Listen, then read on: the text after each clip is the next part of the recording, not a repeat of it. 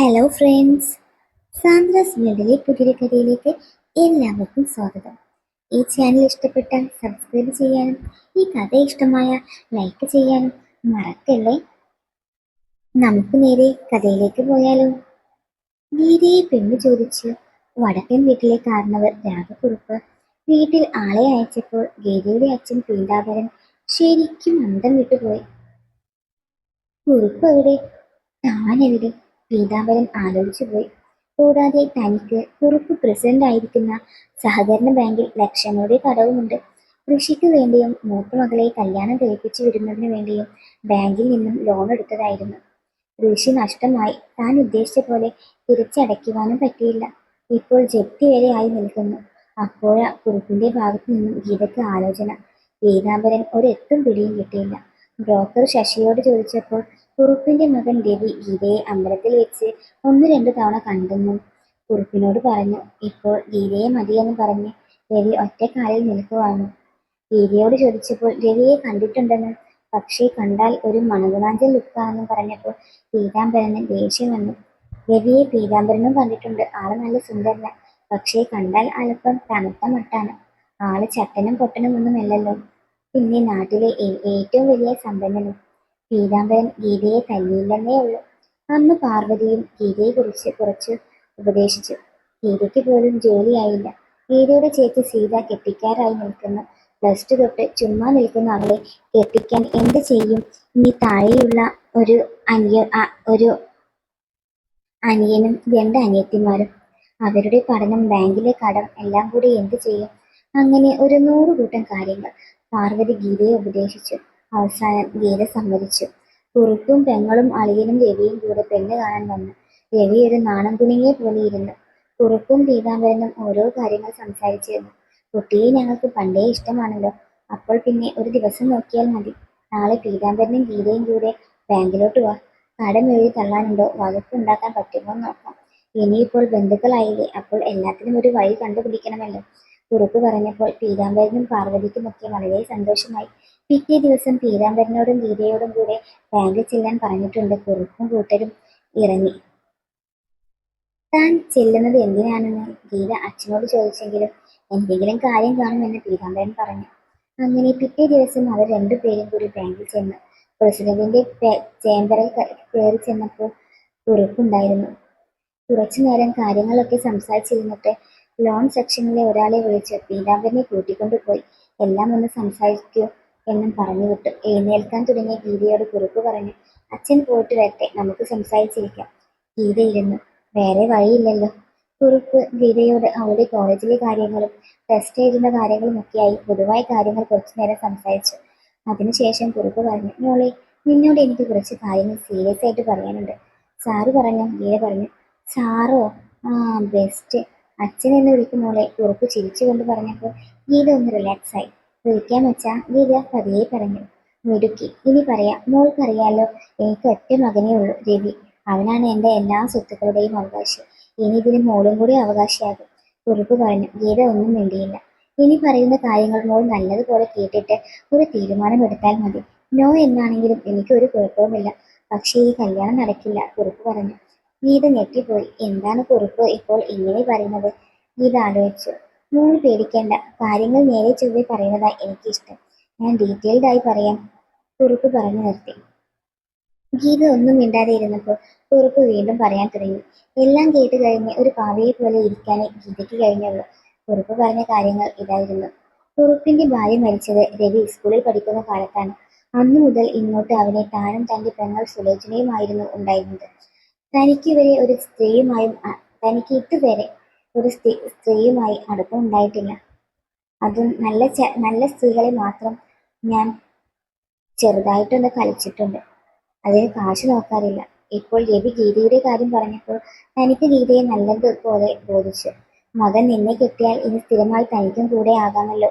അവൻ രാവിലെ ഷോപ്പിംഗ് കോംപ്ലക്സിൽ പോയാൽ വരാൻ വൈകും. അപ്പോൾ താനും ഗീതയും മാത്രമേ വീട്ടിൽ കാണും. പിന്നെ രവി ഒരു പെണ്ണിന്റെ അടുത്ത് കളിക്കാൻ പോയിരുന്നു. അത് വീട്ടിലെ പണിക്കാരി ശാന്തയുടെ അടുത്ത്. അവൾ കണ്ടാലും കുഴപ്പമില്ല. താനും ഒരുപാട് പോയതാ. അവളാണ് രവിയുടെ കാര്യം പറഞ്ഞത്. അവന് നന്നായി പെൺകുട്ടികളെ സുഖിപ്പിക്കാൻ അറിയില്ല. ശാന്ത പല തവണ നോക്കിയെങ്കിലും നടന്നില്ല. ഒരു പെണ്ണിനെ സുഖിപ്പിക്കാനുള്ള വഴികളൊക്കെ ശാന്ത പറഞ്ഞു കൊടുത്തിട്ടും അവന് അതിനൊന്നും താല്പര്യമില്ല. ഡ്രസ്സൊന്നും ഊരാൻ പോലും വലിയ താല്പര്യമില്ല. അങ്ങനെ പലതും. രവിക്ക് തരാൻ പറ്റാത്ത എല്ലാം ഗീതയ്ക്ക് തരാൻ തനിക്ക് പറ്റും. കൊച്ചു പെണ്ണുങ്ങളെ ഞാൻ ചെയ്ത് നല്ല പരിചയമുണ്ട്. പിന്നെ ഏറ്റവും പ്രധാന കാര്യങ്ങളൊക്കെ നടക്കണമല്ലോ. വീടിന്റെ കടം, ചേച്ചിയുടെ കല്യാണം, അനിയത്തിമാരുടെയും അനിയന്റെയും കാര്യങ്ങൾ, അതൊക്കെയാണല്ലോ പ്രധാന കാര്യങ്ങൾ. അതുകൊണ്ട് ഗീത തനിക്കും കൂടെ ഭാര്യയാകണം. നല്ലതുപോലെ ആലോചിച്ച് ഒരു തീരുമാനം പറഞ്ഞാൽ മതി. ഇതൊക്കെയായിരുന്നു കുറുപ്പ് പറഞ്ഞ കാര്യങ്ങൾ. ഒരു കാര്യം കൂടി മോളെ, ഞാനീ പറഞ്ഞത് മോൾക്ക് സമ്മതമില്ലാതെ ഈ കല്യാണം നടന്നില്ലേലും അച്ഛന്റെ ബാങ്കിലെ കടം ഞാൻ വീട്ടും. മോള് ഞാൻ പറഞ്ഞതെല്ലാം കേട്ടതിന് പകരം എന്ത് വേണേലും ആകാം. പക്ഷേ ഞാൻ പറഞ്ഞ മറ്റു കാര്യങ്ങൾ മോളുടെ ഇഷ്ടം പോലെ ആയിരിക്കും. ആലോചിക്ക്, കുറുപ്പ് പറഞ്ഞു. കുറുപ്പ് നിർത്തിയപ്പോൾ പുറത്തൊരു മുട്ട് കേട്ടു. കേറി പോരെ. കുറുപ്പ് പറഞ്ഞപ്പോൾ പീതാംബരനും കൂടെ പോയ ആളും കൂടെ കയറി വന്നു. കൂടെ വന്ന ആള് കുറുപ്പിനോട് കുറച്ച് കണക്കും കാര്യങ്ങളും പറഞ്ഞിട്ട് പോയി. എന്നാൽ ശരി മോളെ, ഞാൻ ഇടയ്ക്ക് വിളിക്കാം, കുറുപ്പ് പറഞ്ഞു. ഗീത അപ്പോഴും ഒരു പാവയെ പോലെ ഇരുന്നു. മോളെ നമുക്ക് ഇറങ്ങാം, പീതാംബരൻ പറഞ്ഞു. ആ അച്ഛാ, ഇറങ്ങാം, ഗീത ഞെട്ടിയ പോലെ പറഞ്ഞു. അവൾ കുറുപ്പിന്റെ മുഖത്ത് നോക്കാതെ ഇറങ്ങി. കൂടെ കുറുപ്പിനോട് യാത്ര പറഞ്ഞു പീതാംബരൻ. വീട്ടിൽ ചെന്ന ഗീത ആകെ വിഷമത്തിലായി. എന്തൊക്കെയാണ് കുറുപ്പ് പറഞ്ഞത്? ഇത് തനിക്ക് ചെയ്യാൻ പറ്റുമോ? ഈ വിവാഹം നടന്നില്ലെങ്കിൽ വീട് പോകും. എല്ലാവരെയും കൊണ്ട് അച്ഛൻ എങ്ങോട്ട് പോകും? ഗീതയ്ക്ക് ആലോചിച്ചിട്ട് ഒരു എത്തും കുട്ടിയും പിടിയും കിട്ടിയില്ല. അപ്പോഴാണ് ഗീതയ്ക്ക് അടുത്ത കൂട്ടുകാരി ഷാനിയെ ഓർമ്മ വന്നത്. അവൾ പറഞ്ഞ കാര്യങ്ങൾ ഓർത്തപ്പോൾ ഗീതയ്ക്ക് എന്തോ പോലെ നാണം വന്നു. അവൾ പറഞ്ഞത് അന്ന് തനിക്ക് അത്ര വിശ്വസിക്കാൻ പറ്റിയില്ല. ഇപ്പോൾ ഏതാണ്ട് അതുപോലെയല്ലേ കുറുപ്പ് പറഞ്ഞത്? ഗീത ആലോചിച്ചിട്ട് ഷാനിയെ വിളിക്കാൻ തീരുമാനിച്ചു. ആരും കേൾക്കാതിരിക്കാൻ വേണ്ടി ഗീത പറമ്പിലോട്ടിറങ്ങി. ഷാനിയെ വിളിച്ചു. ഗീത എല്ലാ കാര്യങ്ങളും വിശദീകരിച്ചു പറഞ്ഞു. കുറുപ്പിന്റെ മകന്റെ ആലോചനയുമായി ദല്ലാൽ വന്നപ്പോൾ തൊട്ടു എന്ന് ബാങ്കിൽ നടന്ന കാര്യങ്ങൾ വരെ. എല്ലാം കേട്ടതിനു ശേഷം ഷാനി കുറെ കാര്യങ്ങൾ ഗീതയോട് പറഞ്ഞു. അതെന്തെന്നാൽ കുറുപ്പ് പറഞ്ഞ കാര്യങ്ങളെല്ലാം നമ്മൾ കേട്ടതായിരുന്നു. ഇതിലും വലിയ ഒരു അവസരം ഇനി കിട്ടാൻ പോകുന്നില്ല. വീട്ടുകാർക്ക് വേണ്ടി അല്പം വിട്ടുവീഴ്ചകൾ ചെയ്യണം. പറയുന്ന പോലെയുള്ള വീട് വിട്ടുവീഴ്ചയൊന്നും വേണ്ടല്ലോ. കുറുപ്പിനും കൂടെ കൊടുക്കണം. ഇന്നത്തെ കാലത്ത് അതൊക്കെ എന്ത്?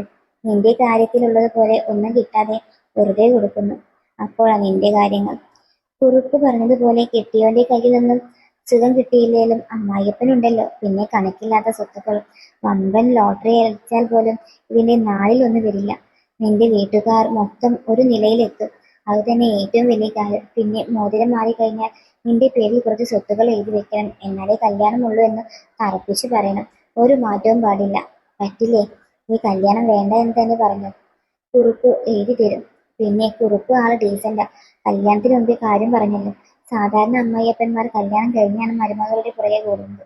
നിന്റെ കാര്യത്തിൽ വന്ന പോലെ അത് എനിക്കും സമ്മതമായിരുന്നു. കുറച്ചു കാലം ചെയ്തിട്ട് ഗൾഫിലോട്ട് പോയാൽ താൻ എന്നാ സാധനം ഉണ്ടാക്കും? എത്ര ദിവസം എന്ന് വെച്ചാ വൈദ്യനങ്ങയും ഏത്തപ്പഴവും വിരലുമൊക്കെ ഉപയോഗിക്കുന്നത്? അപ്പോൾ പിന്നെ അമ്മായിയപ്പനൊന്ന് നോക്കിയപ്പോൾ താനങ്ങ് വളഞ്ഞു കൊടുത്തു. ഇപ്പോൾ അമ്മായിയപ്പനെ കൊണ്ട് സുഖിക്കുന്നു. കുറച്ച് സ്വത്തും തന്റെ പേരിൽ എഴുതി വാങ്ങി. കേട്ടിടത്തോളം രവിയെ കൊണ്ട് സുഖിപ്പിക്കാൻ പറ്റുമെന്ന് തോന്നുന്നില്ല. പിന്നെ കൂടെ കൊണ്ട് നടക്കാൻ ആള് ഹാൻസം ആണല്ലോ. ലുക്ക് അല്പം തണുത്ത മട്ടാണെങ്കിലും കുഴപ്പമില്ല. നമ്മുടെ തലയിൽ കയറാൻ വരില്ലല്ലോ. അപ്പോൾ നീ കുറുപ്പിനെ വിളിച്ച് ഞാൻ പറഞ്ഞ പോയിന്റ്സ് ഒക്കെ പറഞ്ഞ് ഡീലാക്ക്. ഇങ്ങനെ ആയിരുന്നു ഷാനിയുടെ ഉപദേശം. എല്ലാം കേട്ട് കഴിഞ്ഞ് ഷാനിക്ക് താങ്ക്സും പറഞ്ഞ് ഗീത വീട്ടിലോട്ട് കയറി. റൂമിൽ ചെന്ന് ബെഡിൽ കിടന്ന് ഷാനി പറഞ്ഞ കാര്യങ്ങളെല്ലാം പലതവണ മനസ്സിലിട്ട് കൂട്ടിയും ചോദിച്ചു നോക്കി. അവസാനം ഷാനി പറഞ്ഞതുപോലെ കുറുപ്പിന്റെ ആവശ്യം താൻ അംഗീകരിക്കുന്നു. കൂടെ തന്റെ ഡിമാൻഡുകളും കൂടി അംഗീകരിക്കണമെന്നും കൂടി പറയുന്നു. ഗീത ഒരു തീരുമാനത്തിലെത്തി. പിറ്റേ ദിവസം ഗീത ബാങ്കിൽ വിളിച്ചിട്ട് കുറുപ്പുണ്ടെന്ന് ഉറപ്പ് വരുത്തിയിട്ട് ബാങ്കിൽ പോകാനിറങ്ങി. ഒരു ഫ്രണ്ടിന്റെ കൂടെ മാളിൽ പോകുവാന്ന് വീട്ടിൽ പറഞ്ഞു. ബാങ്കിൽ ചെന്ന് താൻ ആരാണെന്ന് പറഞ്ഞപ്പോൾ ഉടനെ കുറുപ്പിന്റെ ക്യാമ്പിലോട്ട് കയറ്റി വിട്ടു. ആഹാ മോള്, വാ വാ ഇരിക്കെ. എന്താ മോള് പ്രത്യേകിച്ച്? കുറുപ്പ് ചോദിച്ചു. നല്ല കാര്യങ്ങൾ വെച്ച് താമസിപ്പിക്കണ്ടല്ലോ, അതുകൊണ്ട് നേരെ ഇങ്ങ് പോന്നു, ഗീത ഒരു ചെറു പുഞ്ചിരിയോടെ പറഞ്ഞു. അതിനെന്താ മോള് പറഞ്ഞു? കുറുപ്പ് പറഞ്ഞു. അച്ഛൻ പറഞ്ഞതൊക്കെ എനിക്ക് സമ്മതം. പക്ഷേ എനിക്ക് കുറച്ച് ഡിമാൻഡുകളുണ്ട്, ഗീത പറഞ്ഞു. അത് കേട്ട് കുറുപ്പിന് ഭയങ്കര സന്തോഷമായി. ഗീതയ്ക്ക് സമ്മതമാകുമെന്ന് കുറുപ്പിന് നല്ല സംശയമുണ്ടായിരുന്നു. ഇതുപോലെ ഒരു പെൺകുട്ടി എപ്പോൾ വേണമെങ്കിലും ഉപയോഗിക്കാൻ പാകത്തിന് വീട്ടിൽ കിട്ടാൻ എത്ര പാടാണ്. കുറുപ്പ് മനസ്സിലോർത്തു. ശരി മോളെ, എനിക്ക് വളരെ സന്തോഷം. നല്ല തീരുമാനം. എന്താ മോളുടെ ഡിമാൻഡ്സ്? കുറുപ്പ് ചോദിച്ചു. കല്യാണം കഴിഞ്ഞാൽ രവിയേട്ടനേക്കാൾ കൂടുതൽ അച്ഛന്റെ കൂടെ വേണമല്ലോ ഞാൻ കിടക്കാൻ. ഇനി രവിയേട്ടന്റെ കൂടെ കിടക്കാൻ പറ്റുമോ എന്ന് പോലും ഉറപ്പില്ല, ഗീത പറഞ്ഞു. അങ്ങനെയൊന്നും വരില്ല മോളെ. അങ്ങനെ വിട്ടൊരു കാര്യം എന്നല്ല ഞാൻ പറഞ്ഞത്. ഇനി പുറത്ത് പോകുന്നില്ല, അതേ ഞാൻ ഉദ്ദേശിച്ചുള്ളൂ. അപ്പോൾ ഇടയ്ക്ക് അച്ഛനും കൂടി വേണമെന്നേ ഉള്ളൂ, കുറുപ്പ് പറഞ്ഞു. അത് എന്തേലും ആട്ടെ, കാര്യത്തിലേക്ക് വരാം. മോതിരം മാറിക്കഴിഞ്ഞാൽ കുറച്ച് സ്വത്തുക്കൾ എന്റെ പേർക്ക് എഴുതി വെക്കണം, എന്നാലേ കല്യാണം നടക്കും, ഗീത പറഞ്ഞു. കുറുപ്പ് ചെറുതായി ഞെട്ടി. ഇവൾ കൊള്ളാലോ, കുറുപ്പ്. അല്ല മോളെ, എന്റെ എല്ലാ സ്വത്തും രവിക്കുള്ളതാണല്ലോ, അപ്പോൾ അത് നിനക്കും കൂടി ആണല്ലോ, കുറുപ്പ് പറഞ്ഞു. അതൊക്കെ വേറെ കാര്യം, എനിക്കും കൂടി വേണം. അച്ഛന്റെ കാലശേഷമാണോ അതൊന്നും എനിക്കറിയണ്ട. Not interested. ഞാൻ പറഞ്ഞ കാര്യം നടത്തിയാൽ ഇനി മുമ്പോട്ട് പോയാൽ മതി. ഇല്ല, ഇത് ഇവിടെ വെച്ച് നിർത്തിയേരെ, ഗീത പറഞ്ഞു. അത് വേണ്ട പോലെ ചെയ്യാം മോളെ.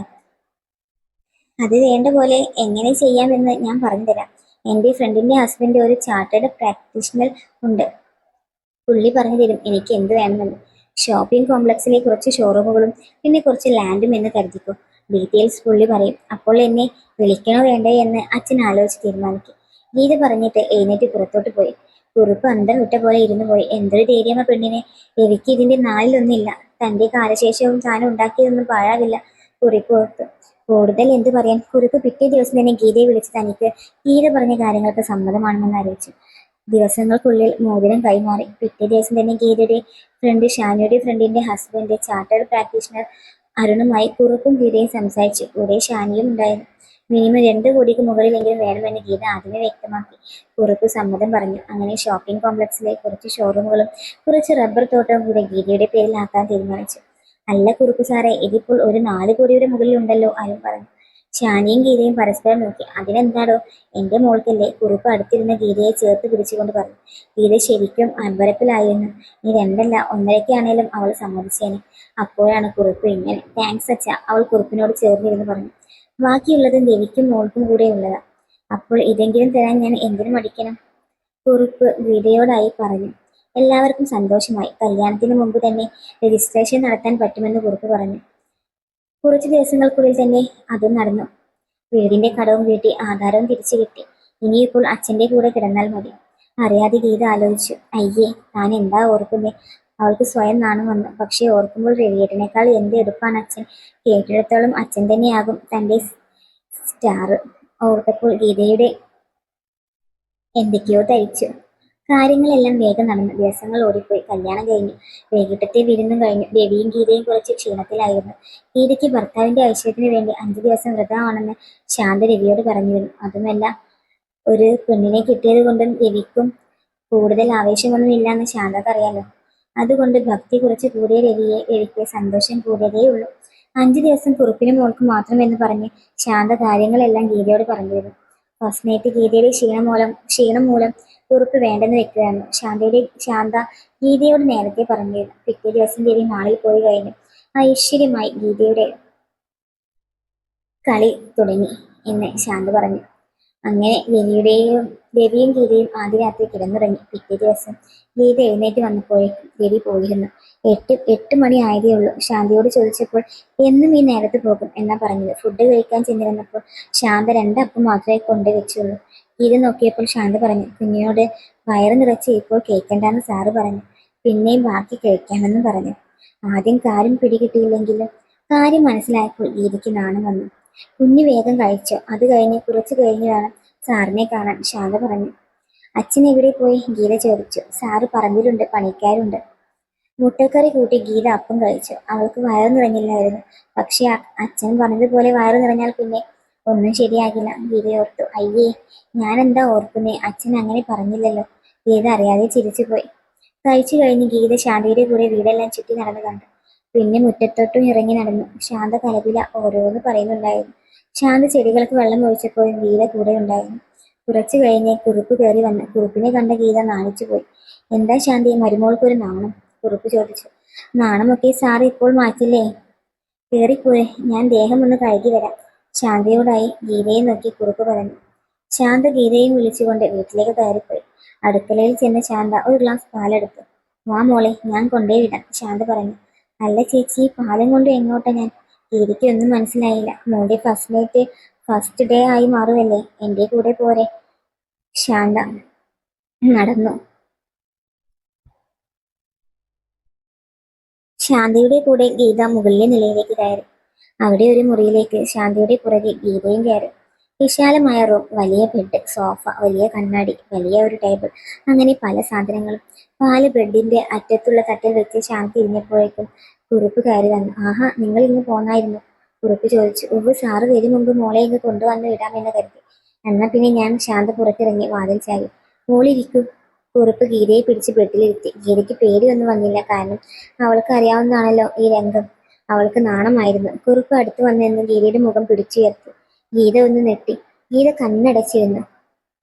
അവളുടെ മുഖമെല്ലാം ചുവന്നിരുന്നു. മോളെ എഴുന്നേറ്റേ, അച്ഛൻ നല്ലതുപോലെ ഒന്ന് കാണട്ടെ. കുറുപ്പ് ഗീതയെ പിടിച്ച് എഴുന്നേൽപ്പിച്ചു. കുറുപ്പ് ബെഡിലിരുന്നു. എന്നിട്ട് കുറുപ്പിന്റെ മുഖം ഗീതയുടെ അടി മുതൽ മേലെ വരെ നന്നായി ഒന്ന് കഴുകി. എന്നിട്ട് അവർ രണ്ടുപേരും പരസ്പരം സുഖിച്ചു. പിന്നീട് അങ്ങോട്ട് അവരുടെ നാളുകളായിരുന്നു. രവിക്ക് കൊടുക്കാൻ പറ്റാത്ത എല്ലാ സുഖങ്ങളും കുറുപ്പ് മരുമകൾക്ക് കൊടുത്തു. അപ്പോ ഇന്നത്തെ കഥ ഇത്രയേ ഉള്ളൂ. ഈ കഥ ഇഷ്ടപ്പെട്ടാൽ ലൈക്ക് ചെയ്യാനും സബ്സ്ക്രൈബ് ചെയ്യാനും മറക്കല്ലേ.